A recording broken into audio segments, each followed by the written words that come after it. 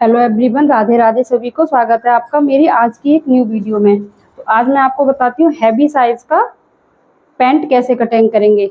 Heavy size, इसकी जो कमर है वो 42 है ये, और हिप तो इसका 46 है। ये हो गया हैवी साइज। तो इस हैवी साइज की पैंट हम बिल्कुल परफेक्ट कैसे कटेंगे, ये मैं आज आपको इस वीडियो में बताऊंगी, बहुत ही इजी मेथड से और परफेक्ट तरीके पे। तो देखिए, वीडियो काफी लंबी ना हो जाए तो मैंने कपड़े को इस तरीके से डबल फोल्ड कर लिया है और कुछ मार्किंग भी कर लिया इसको। और जो कन्नी वाला साइड है वो मेरी तरफ है, जो फोल्डिंग साइड है वो दूसरी तरफ है। इसकी लेंथ है 38, कमर है 42, हिप है इसका 46 और मोहरी है इसकी 14। ठीक है, अब हमें क्या करना है, यहाँ पर एक मैंने एल शेप की स्केल से सीधी लाइन ड्रॉ कर ली है और ये कन्नी वाला हिस्सा हम इसमें से निकाल देंगे और यहाँ से हम कमर का फोर्थ पार्ट लेंगे प्लस उसमें 2 इंच करेंगे। तो कमर का फोर्थ पार्ट हो गया 10.5 इंच। देखो 10.5 इंच, 2 इंच हमने प्लस किया। 2 इंच हमने प्लस इसीलिए किया, आधा इंच हमारा यहाँ मार्जिन में जाएगा, सिलाई मार्जिन, और आधा इंच इधर जाएगा और बीच में 1 इंच की हम इसमें प्लेट बनाएंगे, जो प्लेट बनाते हैं यहाँ पर सेंटर में। और जितना मैंने यहाँ से यहाँ तक लिया है, लेने के बाद यहाँ से 1 इंच ऊपर की तरफ निकालते हुए, सॉरी, मैंने 38 इसका लेंथ है तो 38 पे और 3 इंच एक्स्ट्रा लेते हुए फोल्डिंग के लिए मैंने इस पर ये यहाँ पर नीचे की मार्किंग भी लगा ली है। अब जितना मैंने यहाँ से लिया है ये टोटल हम मेजर करेंगे कितना हो रहा है। तो ये मेरा हो रहा है 12.5। 1 इंच ऊपर की तरफ निकालते हुए 12.5 पे एक मार्किंग हम यहाँ भी कर देंगे और सामना देखने के लिए 12.5 पर ही एक मार्किंग हमने यहाँ लगा दी है। इसको इस तरह कर दिया है और यहाँ से ये बॉक्स बनाने के बाद ये आप इस बॉक्स को पूरा भी बना सकते हो इस तरीके से। यहाँ से भी मेजर कर लो 1 इंच छोड़ते हुए 12.5 पर, बिल्कुल परफेक्ट है मेरा। अब यहाँ से हम 3.5 इंच क्रॉच एरिया लेंगे। ये हैवी साइज है, इसमें क्रॉच एरिया 3.5 इंच लोगे तो ये बिल्कुल परफेक्ट बनेगा। अगर आपका साइज छोटा है तो यहाँ से हमें 3.5 इंच लेना है। अगर आपका 38 तक है तो आप यहाँ पर 3 इंच ले सकते हो, और अगर आपका 30 है तो आप 2.5 इंच ले सकते हो। अगर आप बच्चे का बना रहे हो तो 2 इंच क्रॉच एरिया ले सकते हो। देखिए, ये सारे मैंने मार्किंग कर ली है। अब हमें लेनी होगी सेफ पट्टी इस तरीके। देखिए, इस सेफ पट्टी में एक तो ये थोड़ा सा गहरा सा है, अगर आपको बिल्कुल फिटेड चाहिए तो आप यहाँ से मार्किंग लगाइए इस तरीके से, और अगर आपको लूज चाहिए थोड़ा सा तो इधर से लगाइए। देखिए, इसमें थोड़ा डिफरेंस होता है, वो मैं आपको लगा के अभी दिखाती हूँ। पहले मैं अंदर की तरफ से लगा रही हूँ यहाँ पर, देखिए इस तरीके से। अब देखना, अब ये मैं बाहर की तरफ से लगाऊंगी तो कितना डिफरेंस हो जाएगा इसमें भी। और मुझे इसे लूज ही बनाना है तो मैं बाहर की तरफ वाले मार्किंग को ही प्रेफर करूंगी। इस सेफ पट्टी और इसी सेफ पट्टी को उठाते हुए ऐसे कर लेंगे और इसे यहाँ से इस तरीके से लगा देंगे इस वाले मार्किंग से, ऐसे करके। देखिए, यहाँ पर कॉर्नर ना बने उसके लिए हमें क्या करना होगा, इस तरीके से सेफ पट्टी को रखेंगे तो यहाँ पे ऐसे मार्किंग कर देंगे जिससे कि हमारा कॉर्नर ना बने। ये यहाँ पर इसको ऐसे करके फोल्ड करना है हमें, तो उसके लिए पहले हम यहाँ से इसको कटिंग करेंगे, उसके बाद मैं इसको फोल्ड करना बताऊंगी।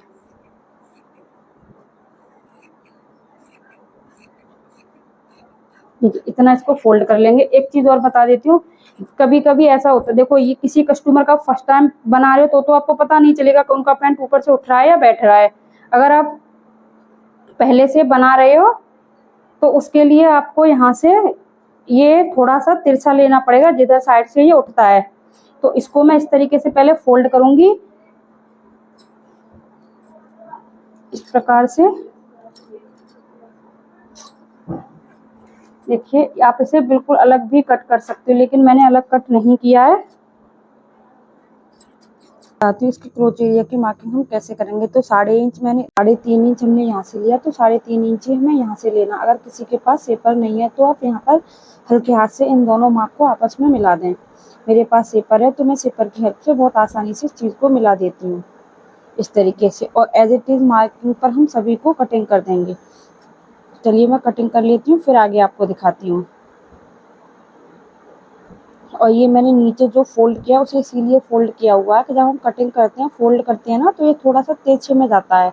अगर इस तरीके से फोल्ड करोगे तो आपकी कटिंग में कोई भी प्रॉब्लम नहीं होगा, कोई भी पार्ट छोटा या बड़ा नहीं होगा बिल्कुल भी। देखिए ओपन करके मैं अभी आपको दिखाती हूँ।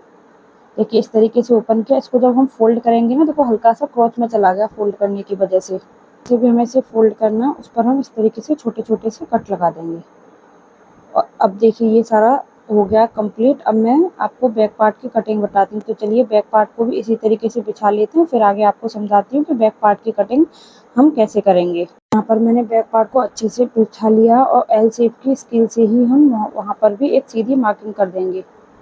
अब यहाँ से हम इसको 2.5 इंच ऊपर की तरफ मार्किंग करेंगे, क्योंकि बैक पार्ट हमेशा फ्रंट पार्ट से बड़ा होता है। एक मार्किंग और यहाँ पर इस तरीके से लाइन ड्रॉ कर देंगे हम। अब इस तरीके से लाइन ड्रॉ करने के बाद अपने फ्रंट पार्ट को लेंगे और एज इट इज़ इसके ऊपर इस तरीके से रखते हुए हम इसको बहुत अच्छे से बिछा देंगे बिल्कुल बराबर। बस एक चीज़ आपको चेक करनी होगी, आपने अक्सर कर सुना होगा कि हमारी पैंट घूमती है या छोटी या बड़ी हो जाती है। उसका मैं आज आपको टिप्स बताती हूँ या ट्रिक्स बताती हूँ कि वो क्यों घूमती है। देखिए तो इस तरीके से हम यहाँ पर मेज़र करेंगे कि ये कितना फैब्रिक है, क्योंकि जितना हमारा फ्रंट में है उतना ही हमारे बैक में भी होना चाहिए। तो उसको आप मेज़र करके रख लोगे, या फिर या तो आप मेज़र कर लो या उस फैब्रिक को रख लीजिए। देखिए जो फैब्रिक मैंने साइड से काटा था उसको मैं इस तरीके से यहाँ पर रख दूँगी और उसी के बिल्कुल जस्ट अकॉर्डिंग ही मैं यहाँ पर इसको फैब्रिक को बिछाऊँगी। देखिए हल्का सा फ़र्क था, आपको लगता है कि हमने सीधा रखा है, लेकिन हम लोग सीधा नहीं रखते हैं, वो थोड़ा सा फ़र्क हो जाता है। तो इसलिए हमेशा इस तरीके से मेज़र करके ज़रूर रखें, बहुत अच्छे से मेज़र करें जिससे आपकी पैंट कभी भी घूमेगी नहीं। ये सबसे अच्छा मेथड होता है पैंट घूमने का, ये सबसे बड़ा ये कार्ड भी होता है यहाँ से। इसी वजह से भी पैंट घूमती है, क्योंकि आगे और फ्रंट के पार्ट हमारे छोटे या बड़े हो जाते हैं। तो देखिए मैं आपको आसन का बता देती हूँ कि इसका आसन क्या होता है। तो कमर डिवाइडेड बाई 4 प्लस 1.5 इंच होता है, ये आसन का फॉर्मूला है।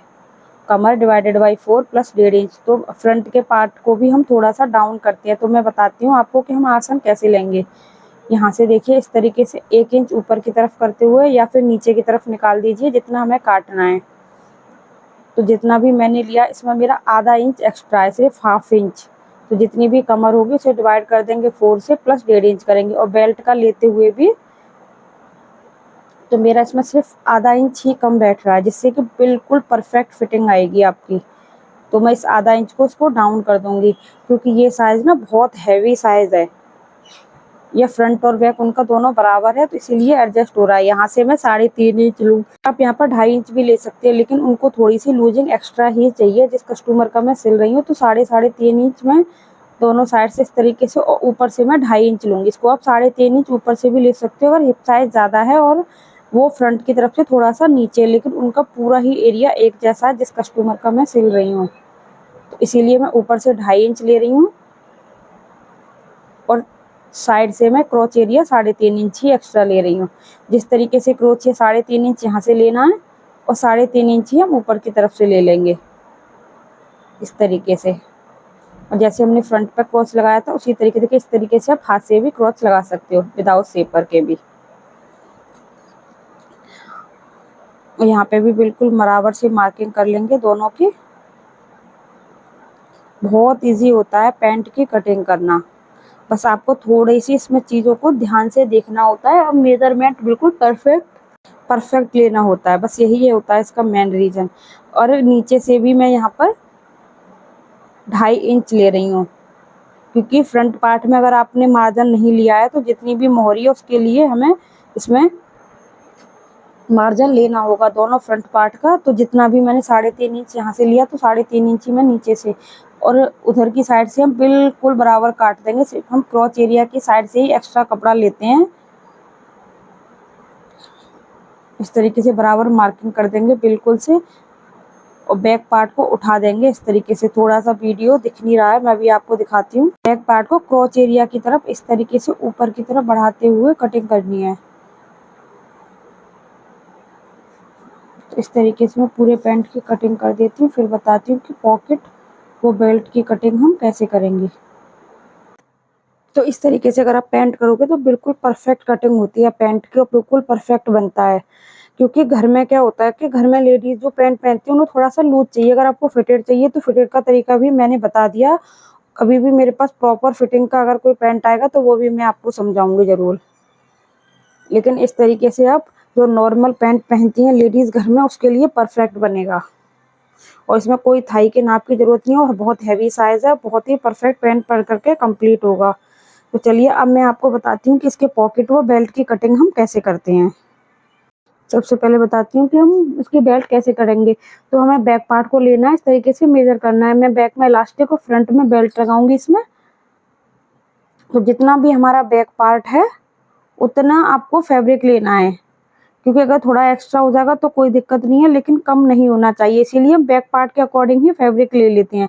या फिर आपको पूरी लंबी पट्टी मिल जाए तो पूरी ले लो, अगर जॉइंट लगाना है तो जॉइंट के साथ ले सकते हो। लेकिन इसमें फ्रंट और बैक में अलग अलग पट्टी बनती है, तो दोनों के लिए अलग अलग लेना होता है, बिल्कुल परफेक्ट मेजरमेंट के साथ। मेरी जो बेल्ट और इलास्टिक है वो 1.25 इंच की है, तो 1.25 हो जाता है यहाँ पर 2.5 इंच।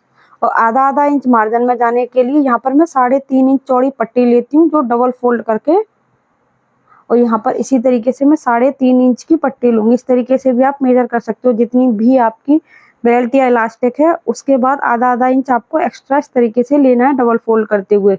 लेंथ फ्रंट के अकॉर्डिंग लेनी है, बैक के अकॉर्डिंग लेनी है। जो दोनों पार्ट हैं उतनी आप ले सकते हो। तो इस तरीके से जितनी भी मुझे बेल्ट लेनी है उस पर मैंने इस तरीके से डॉट डॉट करके मार्किंग कर दी है। और स्केल की हेल्प से बिल्कुल इनको आपस में सीधा मिला लेंगे। अगर इस तरीके से आप कटिंग करोगे तो बहुत ही परफेक्ट बेल्ट बनती है, और आपको कपड़ा भी थोड़ा बहुत बच के ही आ जाता है। कपड़े में भी कोई प्रॉब्लम नहीं होती, क्योंकि हैवी साइज है, कपड़ा कम ना पड़ जाए उसका भी आपको एडजस्टमेंट करना होगा। अगर जॉइंट लगाना पड़े तो आप जॉइंट भी लगा सकते हो। और इसी में से मेरी दोनों पट्टी निकल आएंगी इस तरीके से, क्योंकि ये डबल फोल्ड फैब्रिक है। इसी में से फ्रंट निकाल लूंगी मैं।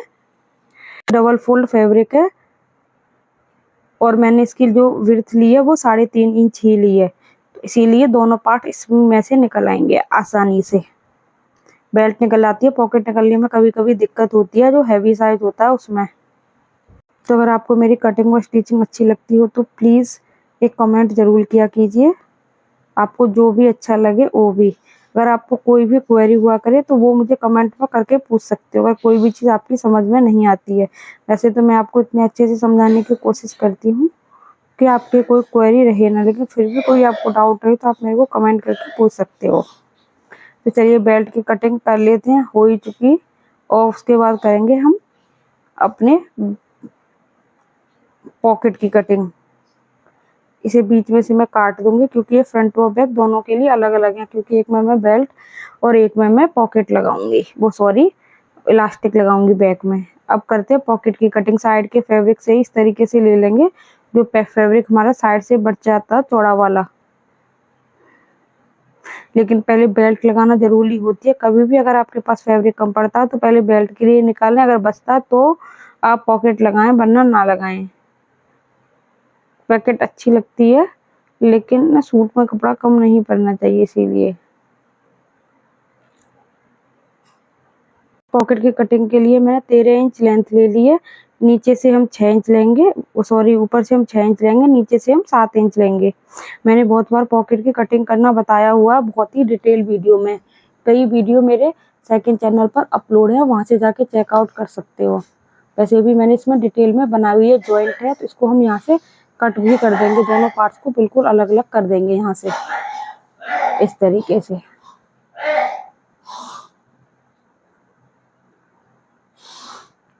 कटिंग करने के बाद जो हमारी सीधी साइड है बिल्कुल, वहाँ से हम 2.5 इंच नीचे की तरफ जाएंगे, फिर 5.5 या 6 इंच पर मार्किंग करेंगे इस तरीके से। और नीचे की साइड से 2.5 इंच लेते हुए इस तरीके से इसको घुमा देंगे। आप इसमें कोई सी भी शेप दे सकते हो जो आपको अच्छा लगे, हल्की सी गुलाई दे सकते हो। मैं इस तरीके की शेप दे देती हूँ। ये हमें सीधी साइड से ही ऊंचा करना है। यहाँ पर छोटे छोटे से कट लगा देंगे, ये हो गया हमारा हाथ डालने के लिए। इस तरीके से मेरी पॉकेट भी कटिंग हो चुकी है और पूरा मेरा प्लाजो, सॉरी ये पैंट कट करके कटिंग हो जा। कैसी लगी आपको आज की मेरी कटिंग व स्टिचिंग, कमेंट करके जरूर बताना। अगर आप मेरे चैनल पर नए हो तो प्लीज़ चैनल को लाइक शेयर एंड सब्सक्राइब करना ना भूलिए। नेक्स्ट वीडियो होगी इसकी स्टिचिंग की, बहुत ही डिटेल में आप लोगों को समझाऊंगी। अगर आपकी कोई क्वेरी हो तो कमेंट करके पूछ सकते हो। तो चलिए फिर मिलती हूँ नेक्स्ट किसी इंटरेस्टिंग वीडियो के साथ। Thanks for watching. Radhe Radhe सभी को, जय श्री कृष्णा।